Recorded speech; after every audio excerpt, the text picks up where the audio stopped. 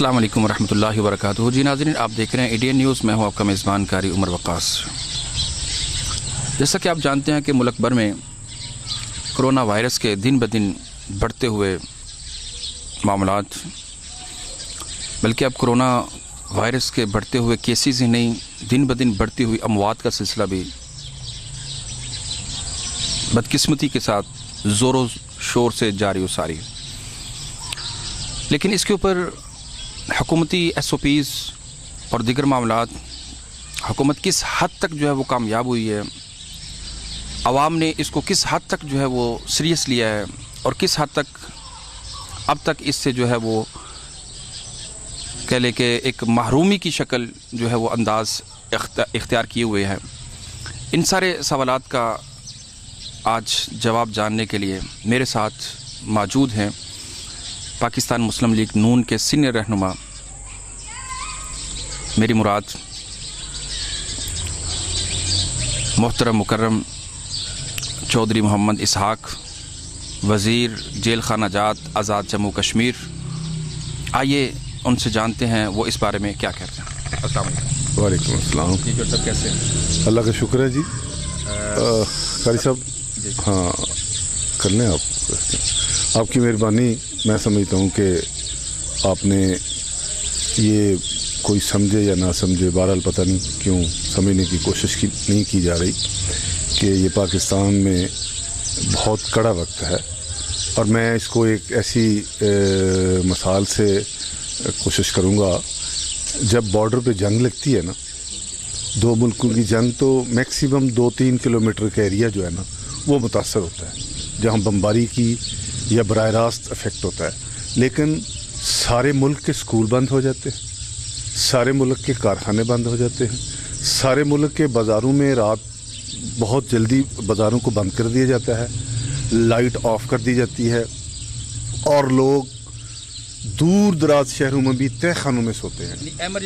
Emergency کی کیفیت ہوتی ہے، اور وہ صرف بارڈر پہ ہوتی ہے. اس کا فائر اگر ایئر اٹیک نہ ہو تو پیچھے کوئی خطرہ نہیں ہوتا.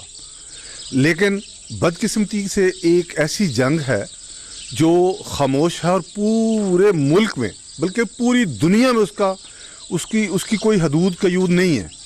جہاں بھی آپ بے احتیاطی کریں گے، جہاں بھی آپ اپنی حدود سے تجاوز کریں گے، جہاں بھی آپ اپنے آپ کو کور نہیں کریں گے، وہیں وہ اٹیک کر دے گی.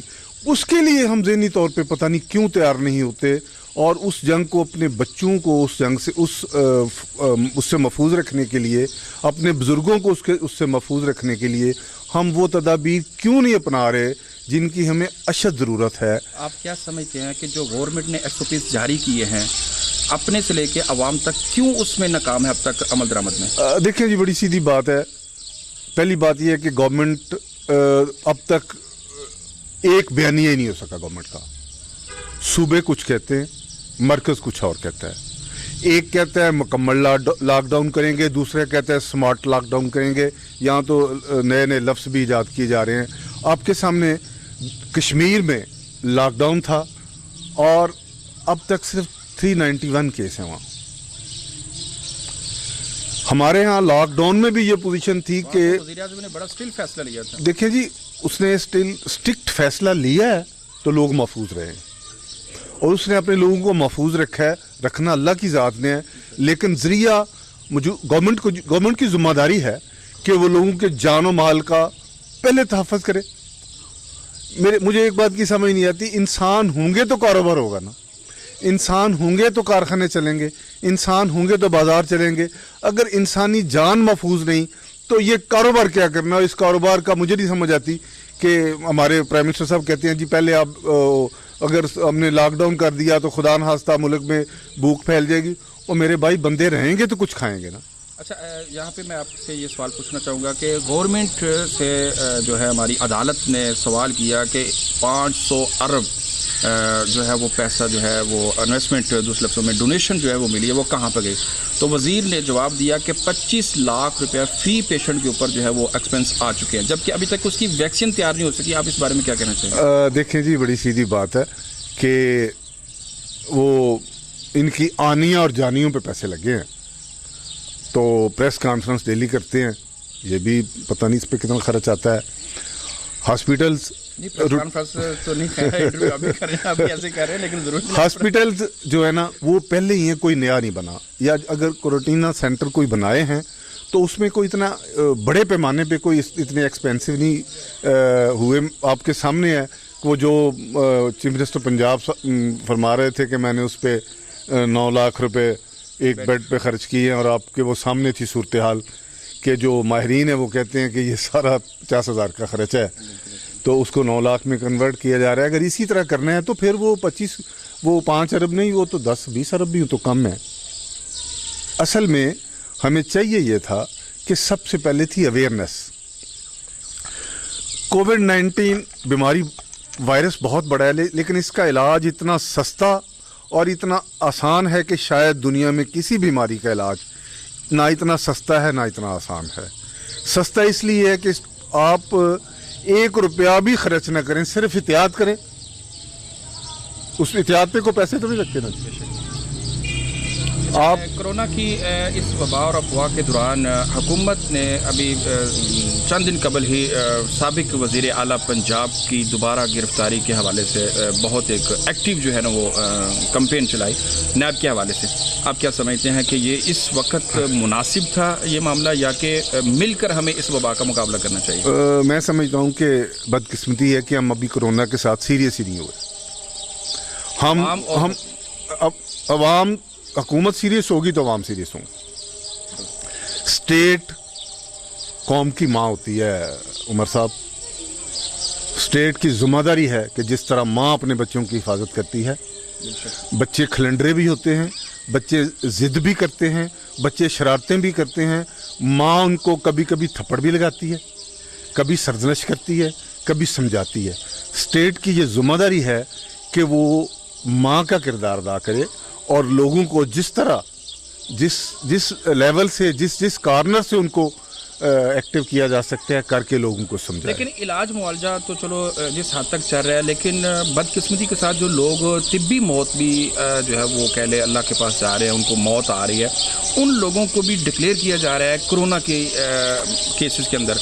और माजरत कैसे इसी के अंदर मेरा दूसरा सवाल है कि कुछ निजी चैनल ने यह दावा भी किया है कि लोगों से डिमांड की जा रही है कि अपनी डेड बॉडी को कोरोना डिक्लेयर कर दे और हमसे पैसे ले लें। आप क्या कहना चाहेंगे इस पर? मैं इसमें मेरा ज़ाती अल्लाह ना करे कोई ऐसा तजर्बा हो, अल्लाह करे किसी को भी ना हो, लेकिन मेरे ख्याल में ये उसी तरह है जैसे कुछ लोग जाहिल जो है ना वो कहते हैं कि कोरोना है ही नहीं।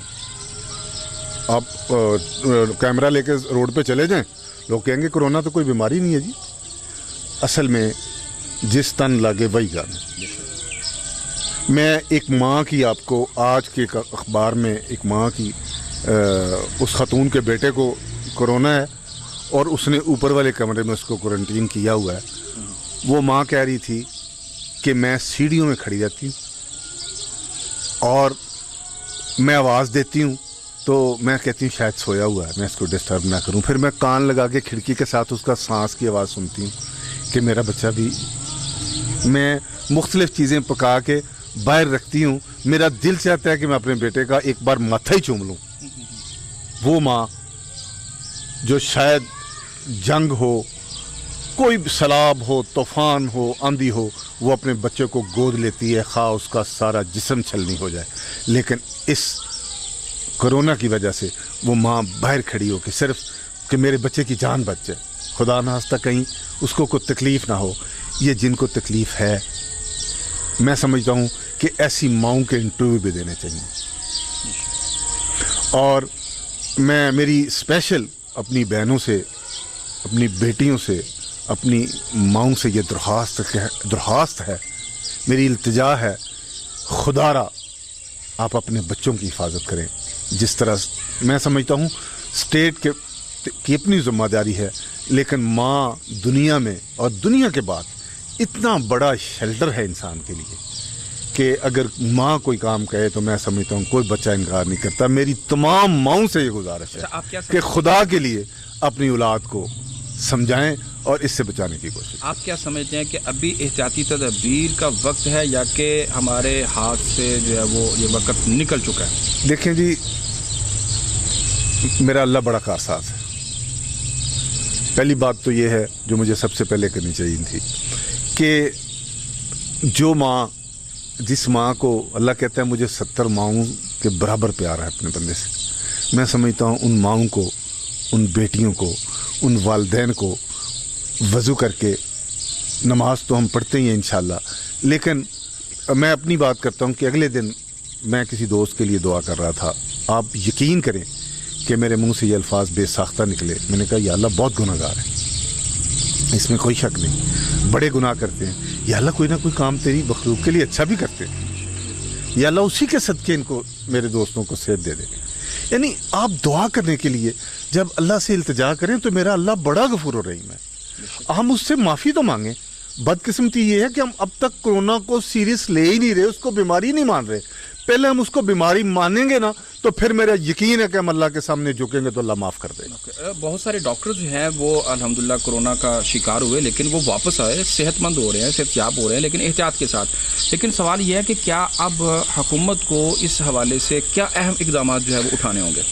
عمر صاحب بڑی سیدھی بات ہے کہ میں سمجھتا ہوں کہ انسانوں کے رہنے کے لیے انسان ہوں گے تو حکومت ہوگی، نہ درختوں پہ، نہ جانوروں پہ، نہ گاڑیوں پہ، نہ مکانوں پہ، کسی چیز پہ حکومت کا کوئی فائدہ نہیں جب تک انسان نہ ہو۔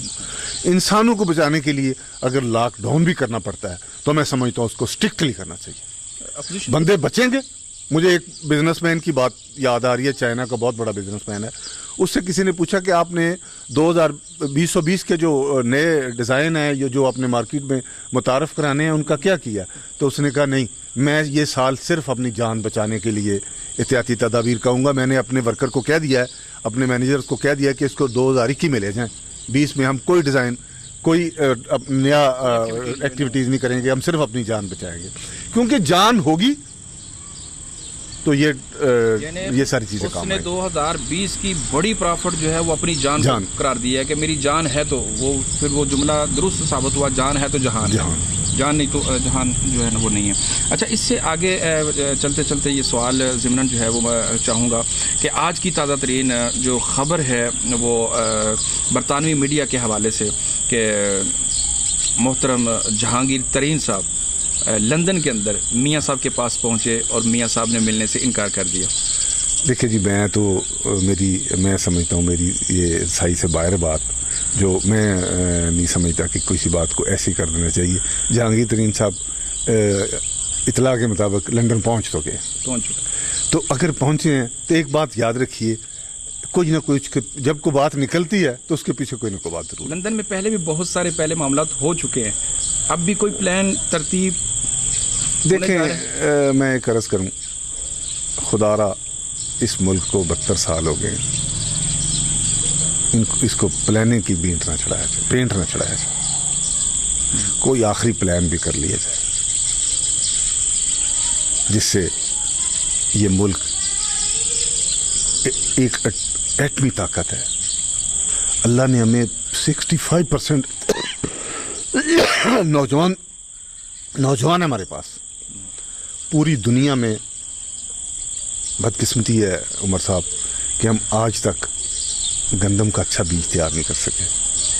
ہم خربوزے کا بیج بھی چائنا سے لیتے ہیں، پیسٹی سائڈ بھی چائنا سے لیتے ہیں۔ دنیا کے پہلے 10 ایگریکلچر کنٹری جو ہے نا ان میں ہمارا ملک آتا ہے۔ ہم آج تک، اگلے دن ایک دوست کہہ رہا تھا میں نے جاپان سے منجی کی پنیری لگانے کے لیے مشین منگوائی ہے۔ مجھے بتائیں یہ کتنی بڑی سائنس ہے کہ جس کو ہم آج تک، جو ہمارا اتنا بڑا زرعی ملک ہے، ہم منجی لگانے کے لیے، ہم پنیری کو لگانے کے لیے مشین ایجاد نہیں کر سکے۔ باتیں بڑی کرتے ہیں، میں سمجھتا ہوں ٹی وی پہ بیٹھ کے، آپ کے سامنے بیٹھ کے بہت سی ڈینگیں مارتا ہوں، لیکن میں سمجھتا ہوں جو میری ذمہ داری ہے پہلے مجھے اسے پورا کرنا چاہیے، پھر اس کے بعد باقی کام۔ آپ کیا سمجھتے ہیں کہ یہ جو وبا کرونا کی شکل میں آج موجود ہے، اس کا انکشاف 2002 میں اور اس سے پہلے بھی ہوا، اس سے لے کے اب تک آج تک کوئی ملک اس کی ویکسین تیار نہیں کر سکا؟ آپ کی بھی گورنمنٹ سابقہ رہی، نواز شریف، اور بہت سارا انہوں نے ہیلتھ پہ کام کیا، موجودہ حکومت، اس سے سابقہ حکومت اور پوری دنیا کی حکومت اس کے اوپر آج تک کام نہیں کر سکی، آخر اس کی کیا وجہ؟ دیکھیں، پہلی بات تو یہ کہ یہ جو ہے نا، پہلے اسپینش فلو تھا، اس کی ویکسین بن گئی تھی، ملیریا تھا، اس کی میڈیسن تھی، ٹی بی تھی اس کی میڈیسن آ گئی تھی، یہ آپ کا یہ کیا نام ہے، یہ چیچک وغیرہ تھی اس کی میڈیسن تھی. اصل میں یہ تھا کہ کوئی بیماری دیکھیں نا، جو کہتے ہیں نا کہ جہاں کوئی آفت آنی ہو وہاں سے پرندے بھی اڑ جاتے ہیں. اور آج تو ہر بندہ سائنس کا ہے نا، جب سائنس نہیں تھی تو تب بھی لوگ اندازہ کرتے تھے کہ کوئی نہ کوئی ایسا سمندر میں خاموشی طوفان کا پیش خیمہ ہوتی ہے. اسی طرح کچھ لوگوں نے اس کی واقعتاً پہلے کر دی تھی کہ کچھ نہ کچھ ہونے والا ہے، لیکن بدقسمتی ہے کہ یہ پتہ نہیں تھا کیا ہونے والا ہے. یہ صرف میرے اللہ کو پتہ ہے. اگر اللہ یہ راز بھی ہمیں دے دے تو پھر ہم اس کو اللہ نہیں مانتے. یہ اللہ کے پاس ہی ہے، اور اس کا علاج بھی اس کے پاس، آنے والا وقت، آنے والے حالات اس کے پاس. علم نجوم ہے، لیکن جتنا اس نے انسان کو دیا ہے. علم نجوم اور علم غیب جو ہے وہ اچھا، ہم یہ اس کے اندر یہ دیکھتے ہیں کہ بہت سارے لوگوں کے ساتھ اہم شخصیات، جس کے اندر میاں محمد نواز شریف بھی ہیں، وہ بھی صحت یابی کی طرف دن بدن آ رہے ہیں. پچھلے دنوں ان کی ایک تصویر جو ہے وہ وائرل ہوئی ہے. آپ کیا سمجھتے ہیں کہ میاں صاحب ماشاءاللہ اب؟ دیکھیں جی، میں سمجھتا ہوں کہ تصویریں جو ہے نا، پہلی بات تو یہ ہے کہ کسی کی تصویر نہ وائرل نہیں کرنی چاہیے اس کی مرضی کے بغیر. یہ بہت بڑی بد اخلاقی ہے اور غیر اخلاقی حرکت ہے.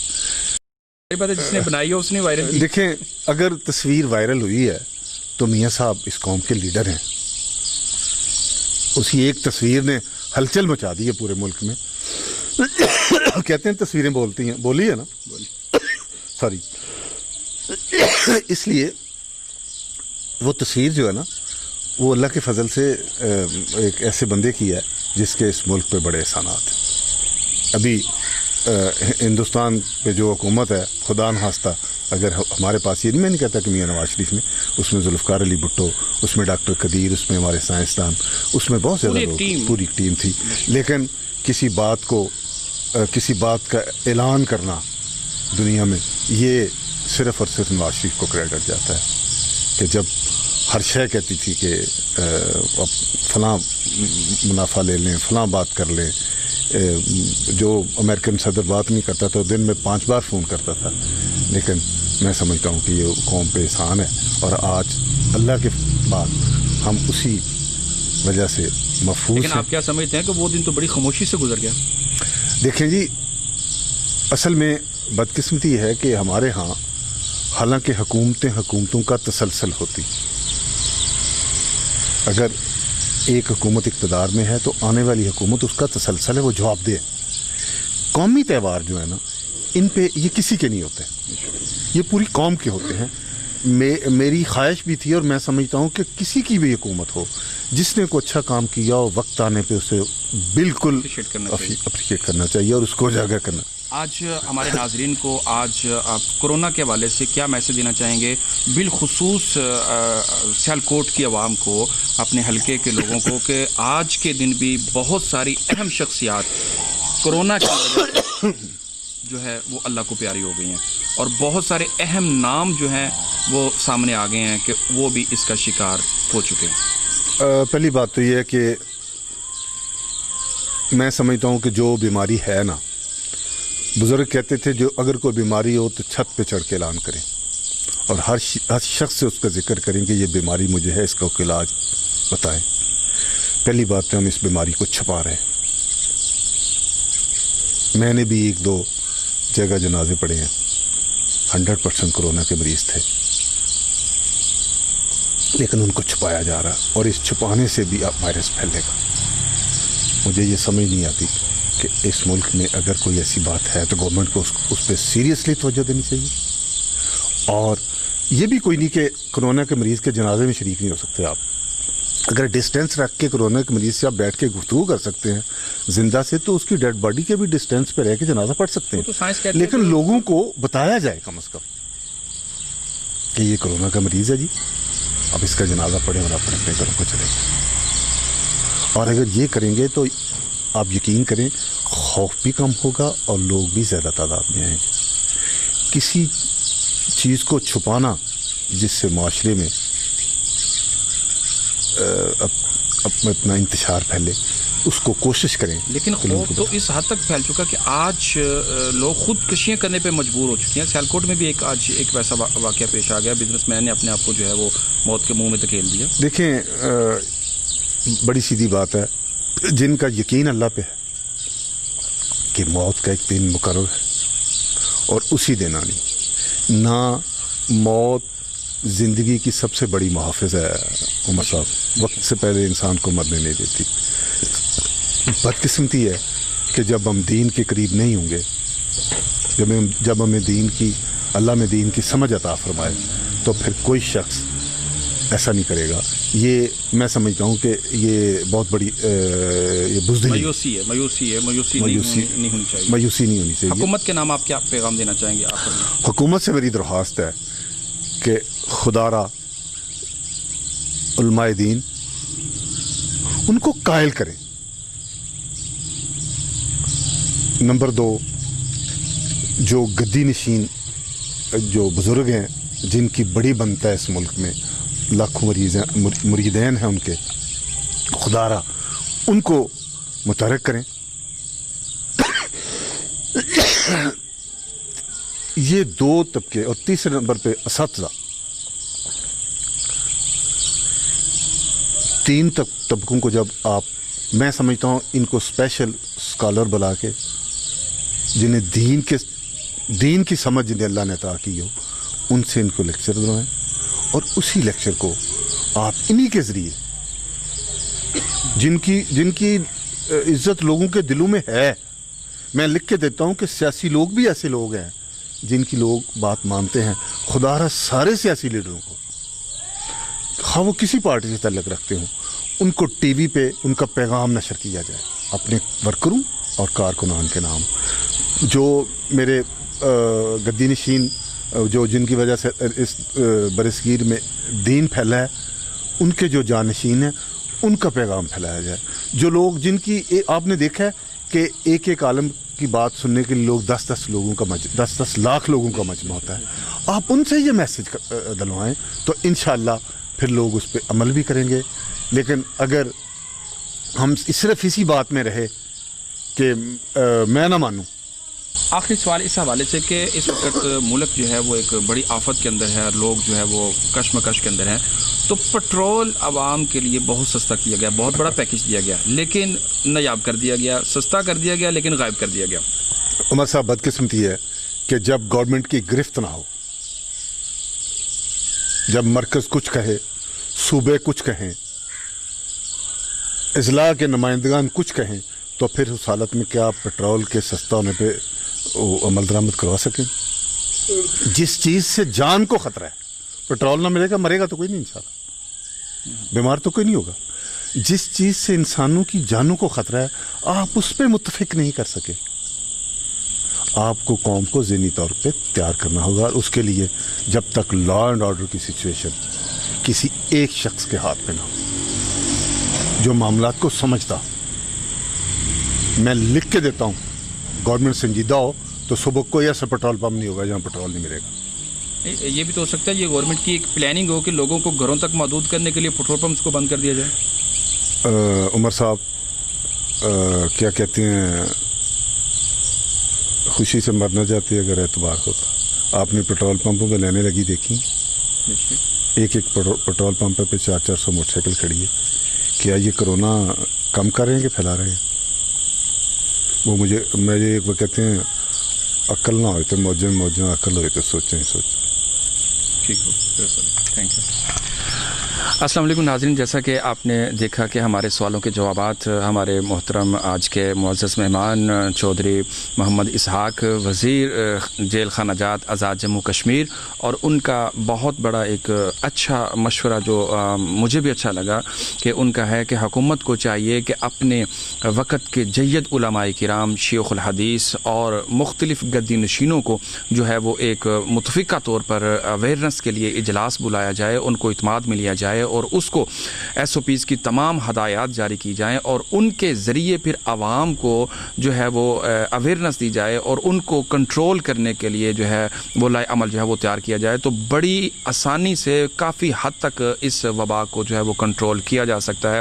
اور پھر انہوں نے ایک سوال کے جواب پر کہا کہ جہاں تک میاں نواز شریف کی تصویر اور ان کی صحت کا معاملہ ہے تو وہ انہوں نے ایک جملہ کہا کہ تصویریں بولتی ہیں. آج تصویر بولی تو پوری دنیا کو پتہ چلا کہ میاں صاحب کی حیثیت اور مقام اور ان کا جو ہے وہ معاملہ مرتبہ کس حد تک ہے. اسی حوالے سے انہوں نے مختلف سوال جو ہے وہ جوابات دیے. انہوں نے جو فوکس کیا ہے کہ آج ہمیں کرونا کو سیریس لینا ہوگا, کرونا کو ماننا ہوگا, تسلیم کرنا ہوگا, چونکہ اللہ تعالیٰ کی مختلف شکلوں میں آزمائشیں جو ہیں وہ انسان پر آتی ہیں, لیکن انسان کو اللہ کے سامنے جو ہے وہ بلا خوف نہیں ہو جانا چاہیے. اور دوسرے نمبر پہ انہوں نے کہا کہ جو اس خوف کے اندر مبتلا ہو چکے ہیں ان کو اللہ کی رحمت سے مایوس نہیں ہو جانا چاہیے. بیماری کا آ جانا کوئی بڑی بات نہیں ہے. ایک حدیث کے مطابق آتا ہے کہ اللہ تعالیٰ نے کوئی ایسی بیماری پیدا نہیں کی جس کا علاج نہ پیدا کیا ہو, ماں سوائے موت کے. موت کا علاج کوئی نہیں ہے. تو یہ کرونا اور یہ ڈینگی اور جتنی بھی بیماریاں ہیں ان کے علاج موجود ہیں. ہمیں اپنے ڈاکٹر سے, اپنے جو طبیب ہیں, حکیم ہیں, ان سے رجوع کرنا چاہیے, خود احتیاط کرنی چاہیے تاکہ اللہ تعالی ہماری زندگی میں آسانیاں پیدا کر دیں. انشاءاللہ نئے پروگرام کے ساتھ اور نئے انداز کے ساتھ آپ سے جلد ہوگی ملاقات. اس وقت تک کے لیے مجھے اپنے کیمرہ مین عثمان علی کے ساتھ دیجیے اجازت. دیکھتے رہیے ایڈین نیوز. مزید خبروں, تبصروں اور تجزیوں کے لیے ہماری ویب سائٹ www.edenpk.tv وزٹ کیجیے. دیکھتے رہیے ایڈین نیوز. اللہ حافظ.